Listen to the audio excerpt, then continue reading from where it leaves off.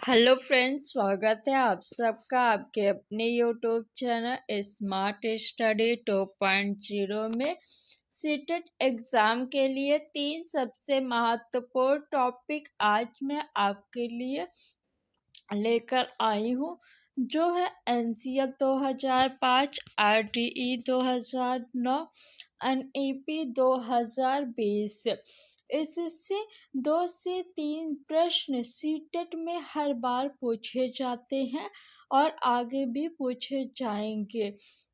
इस वीडियो में मैंने सीटेट और कुछ अदर एग्ज़ाम में पूछे गए इम्पोर्टेंट प्रश्न लिए हैं। यहाँ से प्रश्न सीटेट में ही नहीं बल्कि सभी शिक्षक भर्ती परीक्षा में पूछे जाएंगे। तो चलिए फ्रेंड्स, वीडियो को स्टार्ट करते हैं। अगर आप चैनल पर नए हैं तो चैनल को सब्सक्राइब कर लीजिए और इस वीडियो को आप लोग ज़्यादा से ज़्यादा शेयर करिए अपने फ्रेंड्स में। पहला क्वेश्चन है, निम्नलिखित संरचनाओं में से शिक्षा का अधिकार अधिनियम 2009 किसकी वकालत करता है? शिक्षा का अधिकार अधिनियम 2009 यानी RTE, राइट टू एजुकेशन 2009, ये कब पारित हुआ? तो 2009 में पारित किया गया संसद द्वारा। आरटीई को लागू कब किया गया? तो 1 अप्रैल 2010 को लागू किया गया। कब लागू किया गया? 1 अप्रैल 2010 को लागू किया गया। किसकी वकालत करता है आरटीई? तो समावेशी शिक्षा की वकालत करता है। समावेशी शिक्षा मतलब सामान्य और विशिष्ट हर प्रकार के छात्र को एक साथ शिक्षा देना समावेशी शिक्षा कहलाता है। ऑप्शन नंबर ए आपका बिल्कुल सही है। शिक्षा का अधिकार अधिनियम 2009 में उल्लेख की गई समावेशी शिक्षा की अवधारणा निम्नलिखित में से किस पर आधारित है? तो समावेशी शिक्षा की अवधारणा अधिकार आधारित मानवतावादी परिप्रेक्ष्य पर आधारित है। बाकी ऑप्शंस को हम लोग देख लेते हैं। मुख्यतः व्यावसायिक शिक्षा उपलब्ध करा के आसक्त बच्चों को मुख्य धारा में शामिल करना। देखिए यहाँ पे मुख्यतः दिया हुआ है, इसलिए गलत हो जाएगा। सिर्फ व्यावसायिक शिक्षा ही उपलब्ध नहीं कराना है। व्यवहारवादी सिद्धांत, तो ये भी गलत हो जाएगा। व्यवहारवादी सिद्धांत नहीं, रचनावादी सिद्धांत। आसक्त बच्चों के प्रति एक सहानुभूतिक अभिव्यक्ति, तो ये गलत है। आपको आसक्त बच्चों के प्रति सहानुभूति नहीं दिखाना है, उन्हें एक साथ सामान्य बच्चों के साथ शिक्षा देना है। राष्ट्रीय पाठचर्या फ्रेमवर्क 2005 ने अपनी समझ रिक्तस्थान से प्राप्त की है। कहाँ से की है? राष्ट्रीय पाठचर्या फ्रेमवर्क यानी एनसीएफ 2005, नेशनल कैरिकुलम फ्रेमवर्क। इसका फुल फॉर्म पूछा जा सकता है आपसे एग्जाम में, तो याद रखिएगा। एन से नेशनल, सी से कैरिकुलम, एफ से फ्रेमवर्क। हिंदी में से राष्ट्रीय पाठचर्या फ्रेमवर्क कहते हैं। ऑप्शन नंबर सी आपका सही है। एनसीएफ 2005 ने अपनी समझ चयनवाद से प्राप्त की है। किस राष्ट्रीय पाठचर्या फ्रेमवर्क ने प्राथमिक स्तर पर एक एकीकृत पाठचर्या क्षेत्र के रूप में पढ़ाए जाने के लिए पर्यावरण अध्ययन की सिफारिश की है? यानी ईवीएस को प्राथमिक स्तर पर एक सब्जेक्ट के रूप में पढ़ाया जाए, ऐसा किस एनसीएफ ने सिफारिश की, तो ऐसा जो है एनसीएफ 1975 ने सिफारिश की। अभी तक कितनी बार एनसीएफ आया है? तो 4 बार आया है एनसीएफ। पहली बार एनसीएफ कब आया? तो 1975 ईस्वी में। दूसरी बार 1988 ईस्वी में। तीसरी बार 2000 ईस्वी में। और चौथी बार 2005, जो कि हम लोग पढ़ते हैं एनसीएफ 2005। राष्ट्रीय पाठचर्या की रूपरेखा एनसीएफ 2005 के अनुसार शिक्षक की भूमिका है। तो शिक्षक की भूमिका सुविधा दाता के रूप में है। शिक्षक जो है वो छात्र को सुविधा देगा सीखने में। छात्र के लिए शिक्षक सुविधा दाता है, खुद सुविधा नहीं लेगा। राष्ट्रीय पाठचर्या की रूपरेखा 2005 के अनुसार निम्नलिखित में से कौन सी एक पर्यावरण अध्ययन की विषय वस्तु है? यानी थीम, ईवीएस की थीम बताना है। तो भोजन जो है ये आपका ईवीएस की थीम है। सौरमंडल, मौसम और ऊर्जा ये ईवीएस की थीम नहीं है प्राथमिक स्तर पर। राष्ट्रीय पाठचर्या की रूपरेखा 2005 के अनुसार प्राथमिक विद्यालयों में गणित पढ़ाने का मुख्य उद्देश्य कौन सा नहीं है? बताइए, गणित पढ़ने का मुख्य उद्देश्य कौन सा नहीं है? तो पहले हम लोग देख लेते हैं कि गणित पढ़ने का मुख्य उद्देश्य कौन कौन से हैं। तो गणित शिक्षण का मुख्य उद्देश्य बच्चों की गणितीय क्षमता का विकास करना है। बच्चों में गणित के प्रति रुचि विकसित करना है। बच्चों में तार्किक और समस्या समाधान क्षमता विकसित करना है। बच्चों की सोच को गणितीय रूप से सोचने और तर्क करने में मदद करने के लिए गणित पढ़ाया जाता है। और गणित शिक्षण का उद्देश्य क्या है? तो बच्चों को गणित की भाषा का इस्तेमाल करके किसी भी स्थिति के बारे में सोचना सिखाया जाता है। गणित के माध्यम से बच्चों को गणितीय संक्रियाओं को पर्यावरण से जुड़ी गतिविधियों के संदर्भ में पढ़ाना चाहिए। बच्चों को गणित का आनंद लेना सिखाना चाहिए। बच्चों को गणित में मौलिक विचारों और संगणकीय कौशल को समझने और निपुणता हासिल करने में मदद करनी चाहिए। और बच्चों में सृजनात्मक क्षमता का विकास करने के लिए भी गणित को पढ़ाया जाता है। तो अब हम क्वेश्चन कर लेते हैं। बच्चों की सोच विचार प्रक्रिया को गणितीय रूप देना चाहिए। तो ये उद्देश्य है। आपसे पूछा गया कौन सा उद्देश्य नहीं है, तो ये आपका गलत हो गया। बच्चों के संदर्भ में गणित का वर्णन करना, ये भी सही है, तो ये आपका उत्तर नहीं होगा। समस्या समाधान के कौशल को बढ़ाना, ये भी गणित शिक्षण का उद्देश्य है, तो ये आपका उत्तर नहीं होगा। गणित की उच्चतर पढ़ाई की तैयारी कराना, ऑप्शन नंबर डी आपका बिल्कुल सही है। गणित शिक्षण का उद्देश्य ये नहीं है कि हायर क्लास की तैयारी आपकी कराई जाए। पर्यावरण अध्ययन शिक्षक के संदर्भ में राष्ट्रीय पाठचर्या की रूपरेखा निम्नलिखित में से किससे प्रस्तावित नहीं करती? बच्चों के अनुभव और संदर्भों से जोड़ना तो इसे प्रस्तावित करती है। ये आपका उत्तर नहीं होगा।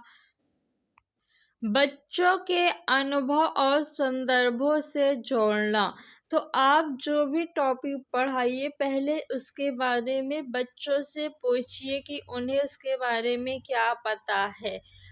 उसके बाद आप उस संदर्भ में जोड़कर उस टॉपिक को पढ़ाइए। जैसे मान लीजिए आप जानवर टॉपिक पढ़ाने जा रही हैं या जा रहे हैं, तो पहले बच्चों से पूछिए कि उन्हें जानवर के बारे में क्या पता है, किस जानवर को वो जानते हैं, उनके आसपास कौन कौन से जानवर हैं।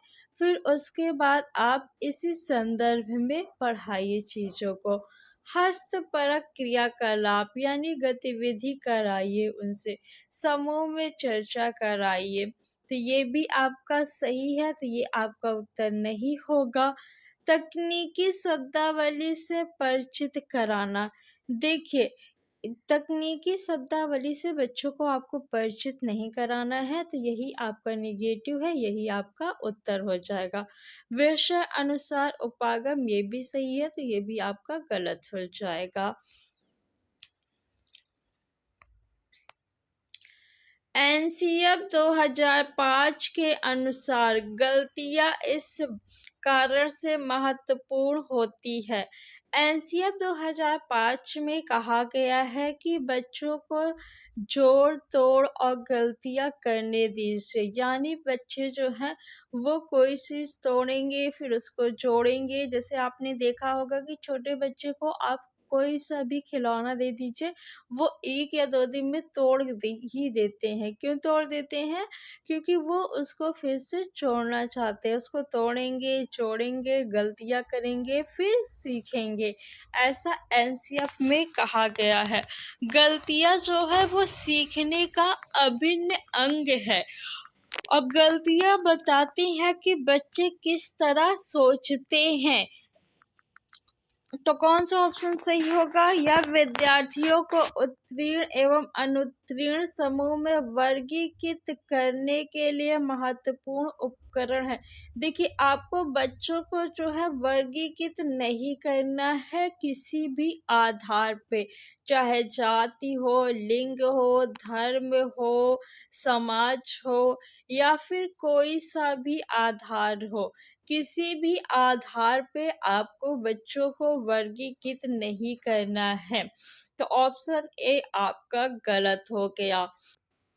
यह अध्यापकों को खूब बच्चों को डांटने के लिए एक तरीका उपलब्ध कराती है। गलतियां सीखने का अभिन्न अंग है। बच्चे जब गलतियां करें तो आपको डांटना नहीं है। तो ऑप्शन नंबर बी भी गलत हो गया। आपको बच्चों को कभी भी डांटना नहीं है, ना उसकी शिकायत करना है, ना ही उसे मारना है। जिस भी ऑप्शन में बच्चे के खिलाफ कुछ भी गलत कहा जाए, वो ऑप्शन आप लोग तुरंत कट कर दीजिए। या बच्चे के विचार की अंतर्दृष्टि उपलब्ध कराती है तथा समाधानों को पहचानने में सहायता करती है। ऑप्शन नंबर सी आपका बिल्कुल सही है। गलतियों से पता चलता है कि बच्चे कैसे सोचते हैं। जब आपको ये पता चलेगा कि बच्चे को कहाँ प्रॉब्लम है, तभी आप उसका सलूशन निकाल पाएंगी। तो ऑप्शन नंबर सी सही है। या कक्षा से कुछ छात्रों को हटाने के लिए आधार उपलब्ध कराती है। देखिए, आपको बच्चे को किसी भी कंडीशन में क्लास से हटाना नहीं है। हटाने के लिए थोड़ी ना गलतियाँ उपलब्ध कराती है आपका आधार। तो ये तो गलत है पूरी तरह से। राष्ट्रीय पाठचर्या रूपरेखा एनसीएफ 2005 के अनुसार विद्यालयों में गणित शिक्षण का संकीर्ण उद्देश्य है। संकीर्ण यानी संकुचित, रैखिक बीजगणित से संबंधित दैनिक जीवन की समस्याओं की शिक्षा। तो ये व्यापक उद्देश्य है, ये आपका उत्तर नहीं होगा। संख्यात्मक कौशलों का विकास, सिर्फ संख्या के कौशलों का विकास करना जो है आपका संकीर्ण उद्देश्य है। ऑप्शन नंबर बी सही हो जाएगा। बीजगणित पढ़ाना ये व्यापक उद्देश्य है। परिकलन व मापन पढ़ाना ये भी व्यापक उद्देश्य है। तो ये आपका आंसर नहीं होगा। ऑप्शन नंबर बी बिल्कुल सही है। राष्ट्रीय पाठचर्या की रूपरेखा एनसीएफ 2005 अधिगम के रचनावादी उपागम पर बल देती है, क्योंकि वह रिक्त स्थान पर केंद्रित है। किस पे केंद्रित है? शिक्षक द्वारा प्रभावी व्याख्यान और अनुदेशन। देखिए, आपको जो है प्राथमिक स्तर पर व्याख्यान और अनुदेशन नहीं कराना है। व्याख्यान जो है हायर क्लास में दी जाती है, तो ये तो गलत हो गया। परिभाषाओं और सूत्रों को याद कराना। देखिए, याद कराना, रटना, कंठस्थ कराना, किसी क्रिया को बार बार दोहराना, प्रत्यय स्मरण, ये सभी जो है निगेटिव टैग वर्ड है। जिस भी ऑप्शन में दिख जाए उसे आप लोग गलत कर दीजिएगा। एनसीएफ 2005 कहता है कि बच्चे को करके सीखने दिया जाए, उसको रटने पे नहीं बल देना है, आपको करके सीखने पे बल देना है। नियमित गृह कार्य जमा कराने के लिए, ये भी गलत है। रचनावादी उपागम जो है वो गतिविधियों में शामिल करते हुए शिक्षार्थियों की सक्रिय भागीदारी पर बल देता है। ऑप्शन नंबर डी आपका बिल्कुल सही है। बच्चा जब सक्रिय भागीदार होगा तो वो चीज़ों को सीखेगा। एनसीएफ 2005 मानती है कि गणित में चिंतन और तर्कणा का एक तरीका शामिल होता है। इस दृष्टिकोण को किसके द्वारा प्राप्त किया जा सकता है? तो खोजबीन उपागम का प्रयोग करना, हस्तचालकों का प्रयोग करना, संकल्पनाओं का वास्तविक जीवन में जोड़ना, विद्यार्थियों को चर्चाओं में शामिल करना। तो ऑप्शन ए आपका बिल्कुल सही है। एनसीएफ 2005 कहती है कि आपको बच्चों को सक्रिय खोजकर्ता और अन्वेषक बनाना है। बच्चे जो है वह सक्रिय खोजकर्ता है और अन्वेषक है। ऐसा आपके जीन प्याजे जी ने कहा है कि बच्चे ज्ञान के निर्माता है, नन्हे वैज्ञानिक है। जीन प्याजे रचनावादी मनोवैज्ञानिक है। बच्चे जो है ज्ञान के सक्रिय प्राप्त करता है। आप उन्हें खोजबीन करने दीजिए, गतिविधियां उनसे कराइए। आप जो भी चीज़ें पढ़ा रही हैं उनके वास्तविक जीवन से जोड़ के पढ़ाइए, उन्हें चर्चा में शामिल करिए, उन्हें समूह में सीखने दीजिए। ऑप्शन नंबर ए सही है। नेक्स्ट है कि शिक्षा का अधिकार अधिनियम 2009 भारत में कब लागू किया गया? तो भारत में यहाँ पे पूछा गया है कि लागू कब किया गया, तो 1 अप्रैल 2010 को लागू किया गया। और पारित कब किया गया? तो 2009 में संसद द्वारा पारित किया गया। पारित किया गया मतलब कब बन के तैयार हुआ, और लागू कब किया गया? तो 1 अप्रैल 2010 को। आरटीई अधिनियम 2009 के तहत प्रारंभिक शिक्षा के लिए पाठचर्या और मूल्यांकन प्रक्रिया रिक्त स्थान द्वारा निर्धारित की जाती है। तो किसके द्वारा निर्धारित की जाती है? राष्ट्रीय शैक्षिक अनुसंधान और प्रशिक्षण परिषद NCERT द्वारा निर्धारित की जाती है। ऑप्शन नंबर डी आपका बिल्कुल सही है। शिक्षा का अधिकार आरटीई अधिनियम 2009 में किस उम्र के बच्चों के बीच शिक्षा के महत्व के तौर तरीकों का वर्णन किया गया है? राइट टू एजुकेशन 2009 एक्ट के थ्रू कहा गया है कि 6 से लेकर 14 वर्ष तक के बच्चों को निःशुल्क एवं अनिवार्य शिक्षा उपलब्ध कराई जाए। ऑप्शन नंबर बी आपका बिल्कुल सही है। शिक्षा का अधिकार अधिनियम किस वर्ष पारित किया गया? तो 2009 में पारित किया गया। आरटीई अधिनियम 2009 की किस धारा के तहत सरकारी शिक्षक को ट्यूशन पढ़ाना मना है? तो धारा 28 के तहत ऐसा क्यों किया गया? क्योंकि जो सरकारी शिक्षक थे वो सरकारी स्कूल में ना पढ़ाकर अपने घर पे प्राइवेट ट्यूशन पढ़ाते थे बच्चों को। स्कूल में वो लोग सिर्फ जाते थे, वहाँ पे बच्चों को पढ़ाते नहीं थे और बच्चों को फोर्स करते थे कि वो उनसे ट्यूशन पढ़े। तो इसीलिए सरकार ने इस एक्ट को लाया और इसके तहत सरकारी शिक्षकों को ट्यूशन पढ़ाने पे रोक लगा दी। कौन सी धारा है? धारा 28।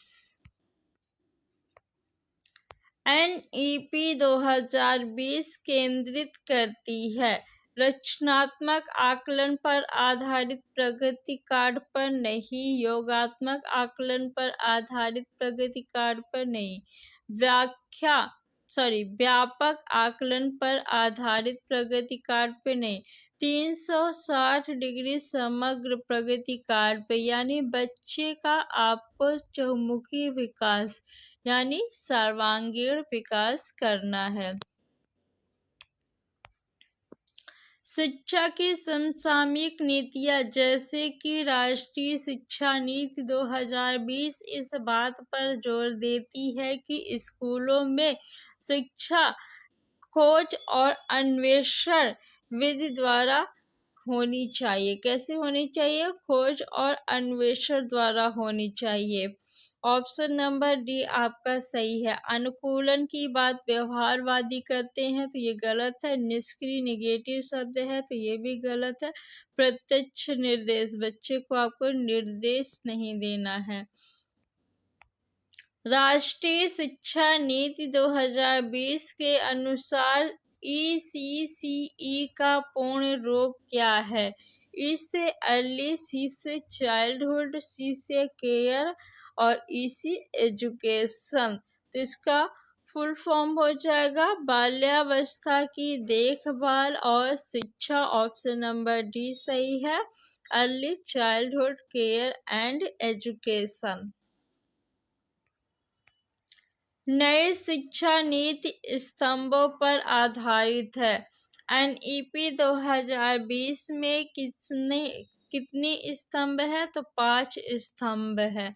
कौन कौन से? पहुंच, क्षमता, गुणवत्ता, वहनीयता, जवाबदेही। राष्ट्रीय शिक्षा नीति 2020 किस पर बल देती है? तो वैचारिक समझ पर बल देती है। देखिए, स्मरण यानी याद करना ये निगेटिव है। बच्चे को आपको सीखने के लिए पढ़ाना है, ना कि परीक्षा के लिए। अभ्यास और ड्रिल ये भी आपका निगेटिव है। ऑप्शन नंबर डी बिल्कुल सही है। राष्ट्रीय शिक्षा नीति 2020 किस पर बल देती है? देखिए, स्मरण क्या है? निगेटिव टैग वर्ड, गलत। राष्ट्रीय पाठचर्या के मानकीकरण पर, मानक शब्द दिख जाए, मानकीकरण या मानकीकृत कोई सा भी शब्द दिख जाए तो आप उसे काट कर दीजिए। क्यों? क्योंकि ये निगेटिव टैग वर्ड है। बच्चों के केवल संज्ञानात्मक, केवल भी क्या है आपका? निगेटिव टैग वर्ड, तो ये भी गलत हो गया। राष्ट्रीय शिक्षा नीति किस पर बल देती है? लचीला बहुस्तरीय गति आधारित अधिगम। ऑप्शन नंबर ए आपका सही है। राष्ट्रीय शिक्षा नीति 2020 के अनुसार विद्यार्थियों के मूल्यांकन में किन आयामों की प्रगति व अद्वितीयता को शामिल करना चाहिए? संज्ञानात्मक, भावात्मक, मनोगत्यात्मक। ऑप्शन नंबर सी आपका सही है।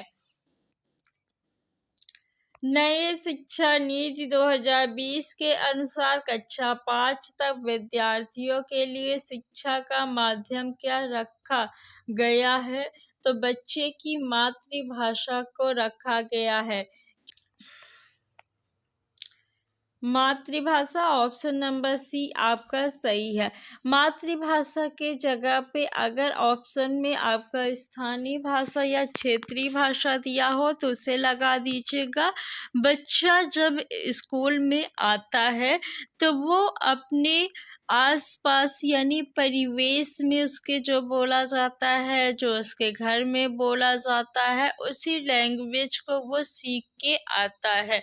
तो आपको बच्चे को उसी लैंग्वेज में पढ़ाना है ताकि उससे जो भी आप पढ़ाए वो समझ में आए।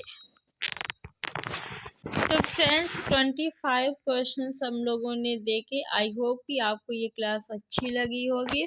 आप लोग इस वीडियो को ज़्यादा से ज़्यादा शेयर करिए, लाइक करिए और चैनल को सब्सक्राइब कर लीजिए ऐसी ही और वीडियो देखने के लिए। Thanks for watching.